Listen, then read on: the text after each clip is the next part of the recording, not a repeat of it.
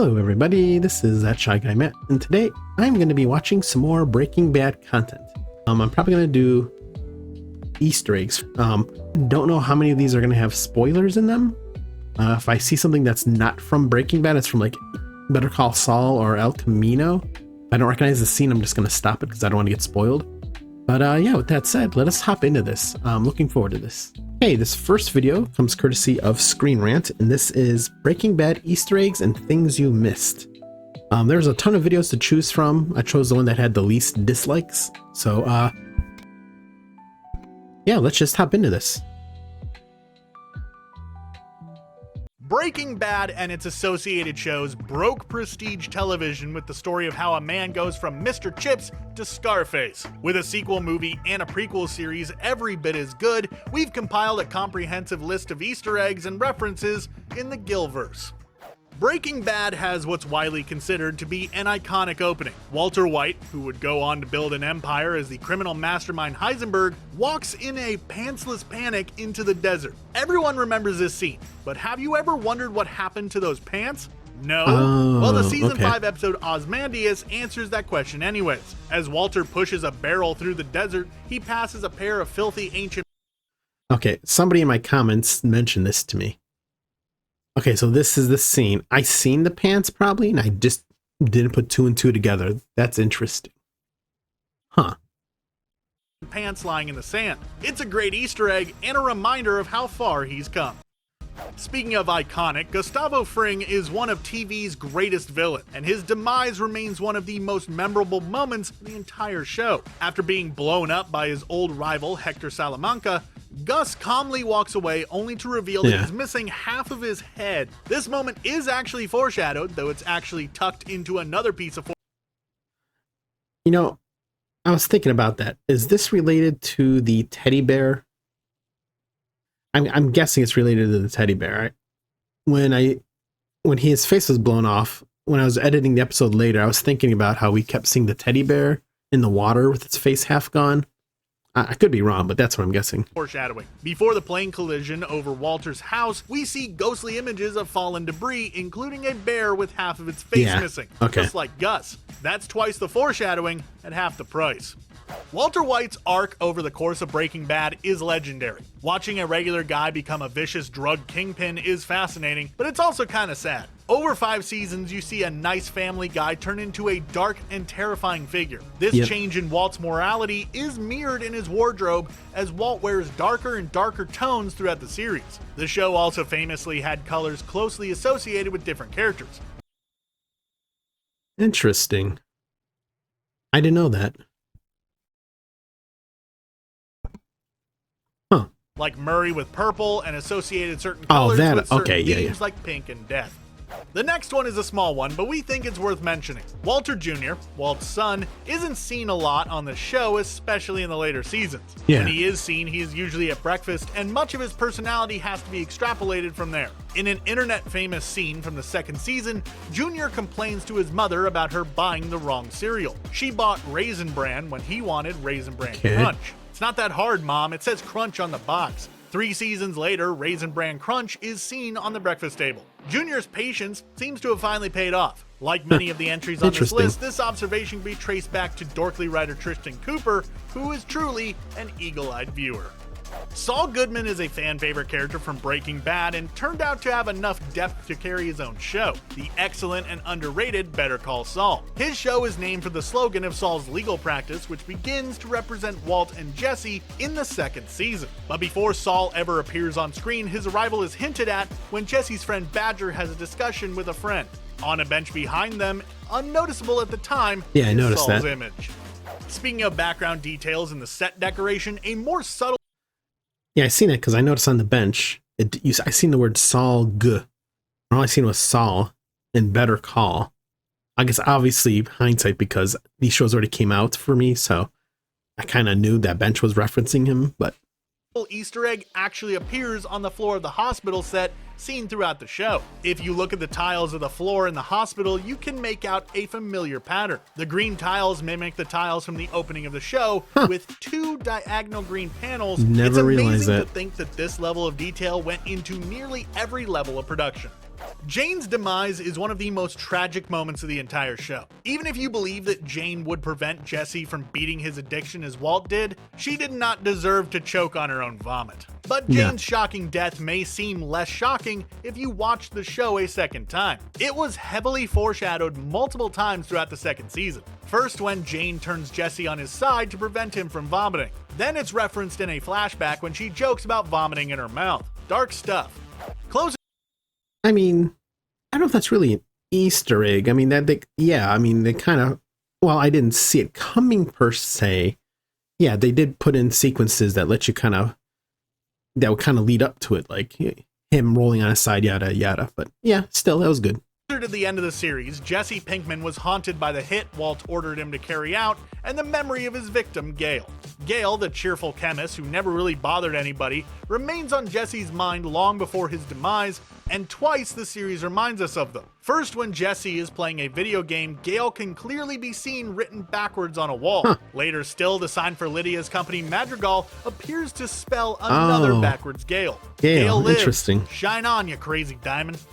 One of the first times we realize the true ruthlessness of Gustavo Fring is in the series of flashbacks set in Mexico. In one of his most famous moments, Gus poisons an entire party of cartel members using a bottle of bad tequila. This plan is actually set up much earlier in the show during Gustavo and Don Eladio's first meeting. Gus clearly notes Don's affinity for tequila and supposedly reasons that he might be blinded by the offer of a great bottle. He was definitely right.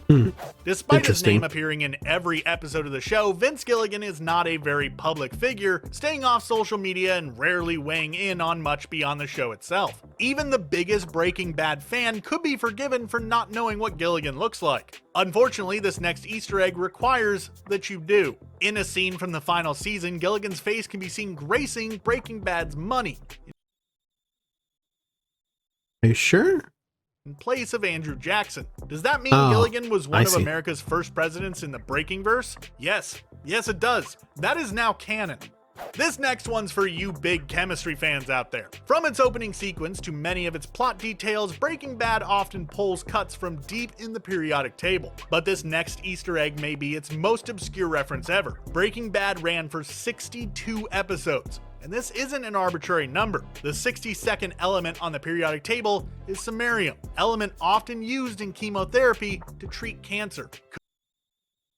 Is that coincidence, or that is an actual detail they did on purpose, and that's pretty cool. Could this be a coincidence? Possibly, but it's more interesting to imagine Gilligan and his team planning the entire arc of the show around a dumb chemistry joke. We wanted to highlight a not-so-subtle piece of foreshadowing in Season 5. In this scene, Walt checks out a bullet hole in the side of a car. This shot lines up the hole with the reflection of Walt's head, symbolizing that he will not make it out of this series alive. It seems obvious in retrospect, but it's easy to miss these details. But again, was that just coincidence, or did they actually mean it to be like that? When you're wrapped up in the story of the show, even one that's about as subtle as a bullet to the head. At least it's easier to watch than Jane's vomit jokes. Here's an interesting homage that plays into the show's obsession with color. In this scene from the 4th season, Jesse pulls a gun on Walt and they end up in a familiar position. The characters are posed almost identical to a scene from Reservoir Dogs, at a standoff between Harvey Keitel and Steve Buscemi. But there's more to it than that. The characters in Reservoir Dogs are named Mr. White and Mr. Pink, which is pretty darn close to Mr. White and Mr. Pinkman. It's a nice nod to a classic crime film. As you may already be able to tell, Breaking Bad really outdid itself with its Easter eggs in the final season. This reached ahead with Ozymandias, a dramatic, chaotic episode filled with Easter eggs, references, and interesting moments. One such moment comes after Walt kidnaps his own daughter, Holly. In the scene, Holly calls out for her mother, causing Walt to realize that he has to return her. Amazingly, this line was not scripted. During a take, the baby playing Holly called out for her real mom. Nice ad-lib, baby. Soon after, Walt leaves Holly in a fire station knowing she'll be returned to Skylar, but there's something else interesting happening. In the background, if you look closely, you can see a chessboard, which presumably was being played by some firefighters. On the board, the black pieces have surrounded the White King. This symbolizes that Walter White, a white kingpin, is about to lose his empire surrounded by enemies with nowhere to run. This background detail subtly lets us know that we are watching Walt's final stand. Another neat piece of symbolism occurs at the beginning of Ozymandias, with the loss of Hank Schrader. If you recall, Hank is shot and falls into a hole in the desert, never to be seen again. What you may not recall is that Walter dug that hole himself when he was attempting to hide his barrels full of cash. Symbolically, Walt is responsible for Hank's fate, and he literally dug his grave. I mean, that was kind of obvious. They showed him dig the hole, so... This is the moment when Walt is first directly confronted with what he has done. Continuing on to the final episode, we have this shot of a New Hampshire license plate. It's hard to come up with a more boring sentence than New Hampshire license plate, but with this close-up, the show implies a connection between the slogan and the fate of its main character. The slogan and the two options it presents can easily be taken to connect the journeys of Walt and Jesse. Jesse, controlled by Walt, and then Todd, is finally allowed to take the first option, while Walt takes the latter. We're all familiar with the dreaded double entendre, but the title of the final episode of Breaking Bad, Felina, tries the ever-ambitious triple entendre. The most literal meaning comes from the song El Paso, a song Walt listens to in the final episode. The song is about a wanted man who comes back to town to find the woman he loves. Much like a hunted Walter returns to New Mexico to fix his affairs. The second meaning is that Felina is an anagram for finale, symbolizing the end of the show. The third is a bit complicated. When you break up the title into F-E-L-I-N-A, the elements of the periodic table it refers to loosely translate into blood, meth, and tears. Well played, Breaking Bad writers. Breaking Bad was not done dropping Easter eggs. Even as the credits of the final episode rolled, the song Baby Blue plays during Walter's final moments, and its lyrics cleverly allude to the story. The song is originally about a man who pines for his lost love, but in the context of the series, the lyrics sound like an ode to Walter's blue meth. Guess I got what I deserved, kept you waiting there too long, my love. All that time without a word, didn't know you'd think I'd forget or I'd regret that special love, the special love I have for you, my baby blue. Another interesting thematic parallel occurs in the very last shot of the show. It's a shot from above as Walter is splayed out on the ground. The shot is the end of Heisenberg's journey as he has closed the books on his empire and tried his best to tie up loose ends. But the shot echoes another famous shot when Walt finds his basement crawlspace empty and begins laughing maniacally. Thematically, that was the end of Walter White when Walt truly became Heisenberg. The final shot of the show shows Heisenberg's journey is done. The end wasn't the end, of course. Okay, well, I stopped it there because they were starting to go into El Camino stuff. And, yeah, I don't want to know any spoilers. So, that was interesting. Some Easter eggs. Some of those I kind of already knew or had figured out, like the teddy bear. I didn't mention it during the series, but yeah, I kind of wondered because I kept saying they were showing that teddy bear an awful lot with half a face. But yeah, those are some interesting Easter eggs. I did try looking up some other videos, and it looks like a lot of the videos are all loosely based around the same thing. I even tried looking up some fact stuff, so some of them went pretty long. So I'm just going to read some facts off the IMDb page, some of their trivia stuff, and yes, see if what I learned from it. Okay, well, IMDb had a lack of anything, so I'm just going to scour around the internet for random facts and bring them up to you guys. Okay, the show was originally set in California instead of Albuquerque, New Mexico.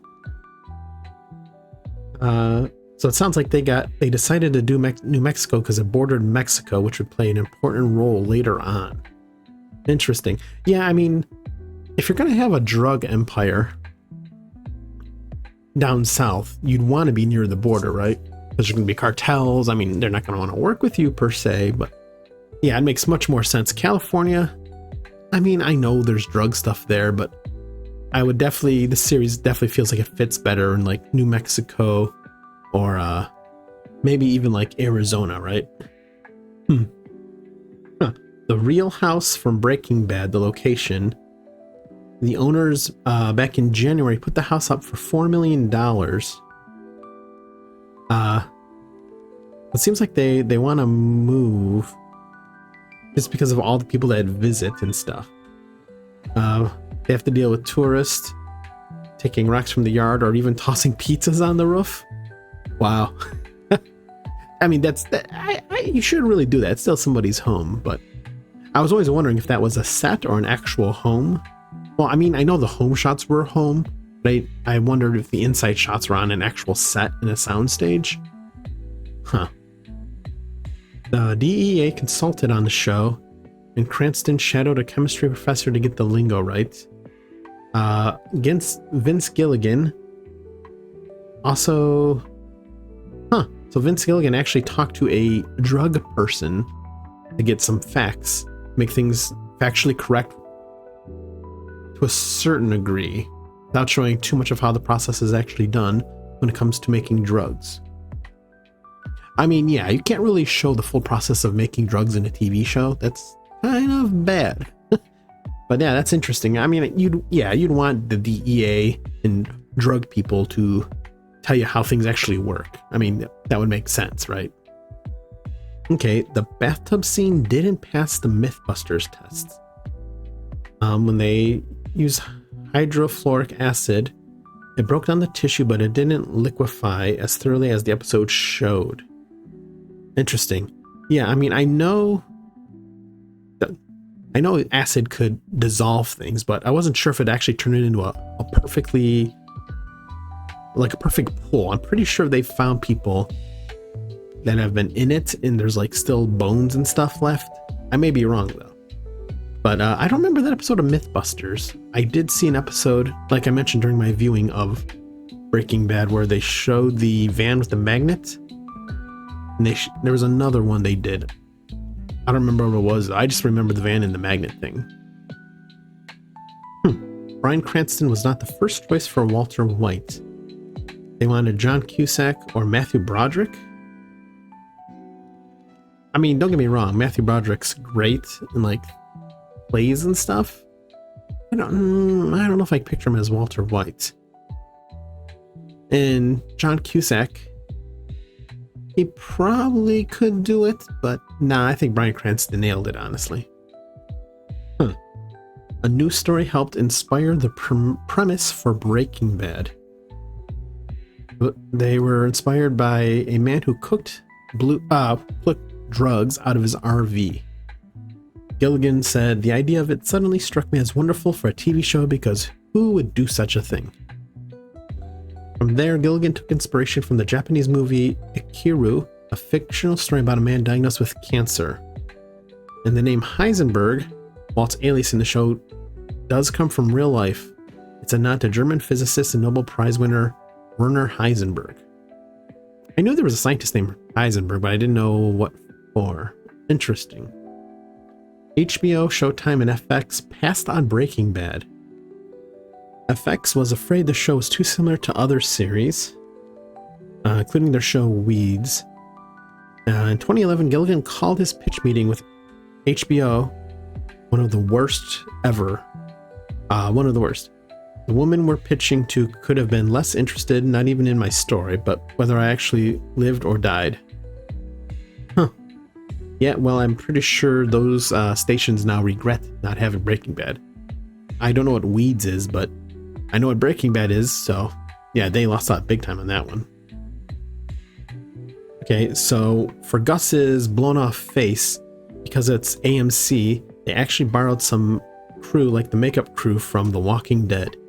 You know, that would make sense because that face looked so good. It reminded me, it did really remind me of the walkers from The Walking Dead. I mean, I know some of it was also like CG, I think. But yeah, you could tell that makeup job was really good. Walter Jr.'s website, SaveWalterWhite.com, is real. That would make sense. In the early 2000s, a lot of movies, I don't know about TV shows, but a lot of movies had like these like websites online, not just promoting the movie, but like, I'm trying to think how to word it. Some were like mysterious, some were like spooky, some just had like a counter on it and you didn't know what it was leading to. So yeah, that doesn't surprise me that the site was real. Jesse wasn't going to survive season 1, really. The writer's strike, in a sense, didn't save him. By episode 2, the producers all knew he was a great actor and it would be a huge, colossal mistake to kill off Jesse. Wow. I wonder how a lot of scenes would have played out without Jesse. Like, who would have killed the other guy in the lab that, you know, took over for a while? There would be at the very end of the series, there'd be no saving Jesse. I mean, I guess Walt would just kill the crew, right? There'd be no El Camino, I imagine. Because I see Jesse's on the picture for El Camino. Unless it's a prequel, then that would make sense. But, yeah, I can imagine. Oh yeah, what about the other characters? Like the girls he was with, the little boy? Yeah. About Jesse. Wow. Makes me wonder if they had all 5 seasons scripted out ahead of time, or they just did one season at a time. Because I don't know how you can have 5 seasons worth of scripting and not have Jesse in the next 4 of them, right? Interesting. When Walt watches Jesse's girlfriend die, it was the hardest moment for Cranston to film, he said. He said he had pictured his own daughter choking as he watched Kristen Reeder act out her character's death. Cranston said he was a weeping mess. He turned to the actor who played Skylar White, his TV wife, for comfort. Interesting. The iconic blue stuff, I'll call it, is actually rock candy. Whenever you're seeing it be crushed, it's rock candy bought from the Candy Lady, a boutique candy store in Albuquerque. I mean, it makes sense if you've ever had the rock crystal candy that comes on a stick. That's what it reminded me of, the blue stuff, because the blue's my favorite. So I was like, that looks like the liquid form before they hardened it into little shards on sticks. So that's interesting. Gus Fring's role was supposed to be much smaller. That's interesting. Yeah, that's another one. And like, without Gus, if he was only around, let's say, for a few episodes, and that was it, yeah, that would change a lot of things too. I guess a lot of these characters, without them, you'd really kind of be stuck, right? I mean, who would be the villains and all that? Interesting.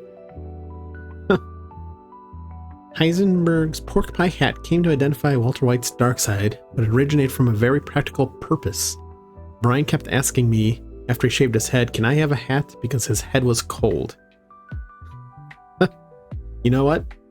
I mean, as someone who shaves his head periodically, now that it's winter, I do have to wear hats or other stuff when I keep it shaved, because yeah, your head does get cold. That's pretty funny though, because I think that hat and glasses look with the goatee like this is a pretty iconic look for Heisenberg.